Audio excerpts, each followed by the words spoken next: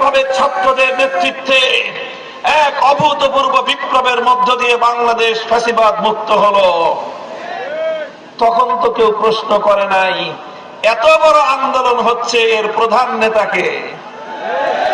এখন তোমরা প্রশ্ন করো যে এত বড় আন্দোলন, এত বড় জোট, গোটা বাংলাদেশ আজ ঐক্যবদ্ধ, এই ঐক্যবদ্ধ বাংলাদেশের প্রধানমন্ত্রীকে এটা নিয়ে তোমাদের প্রশ্ন করতে উতলা হয়ে দেখতে হয়।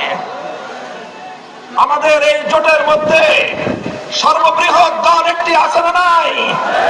বলেন আছে না নাই? সেই দলের একজন আমির আছেন না নাই? কাজেই এই জাতীয় ধূম্রজাল সৃষ্টি করে, বিভ্রান্তি তৈরি করে ঐক্যবদ্ধ বাংলাদেশকে আর বিপদগামী করতে পারবে না। আমরা বলতে চাই 10 দলীয় যে ঐক্য গঠিত হয়েছে, কোন একক নেতার নেতৃত্ব প্রতিষ্ঠার জন্য নয়।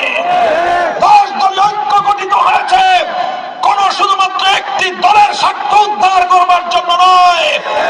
10 দলীয় ঐক্য গঠিত হয়েছে 10টি দলের ভাগ্য করবার জন্য নয়। 10 দলীয় ঐক্য গঠিত হয়েছে বাংলার মানুষের ভাগ্য করবার জন্য। 10 দলীয় ঐক্য নির্বাচন করছে নিজের দলকে প্রতিষ্ঠা করবার জন্য নয়।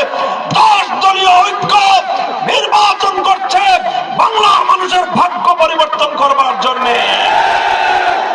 তাই আমরা বলতে চাই, আমাদের 10 দলের পক্ষ থেকে যেখানে যাকে প্রার্থী করা হয়েছে সে কোন একক দলের প্রার্থী নয়, এমনকি সে শুধু 10 দলের প্রার্থী নয়, সে নিপীড়িত বাংলার জনগণের, আপামর জনগণের মনোনীত প্রার্থী।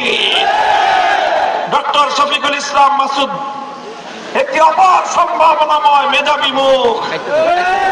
সে শুধু বাউফলের কৃতি সন্তান নয়, সে শুধু পটুয়াখালীর সন্তান নয়, সে আগামী বাংলাদেশের অন্যতম এক উজ্জ্বল নক্ষত্র।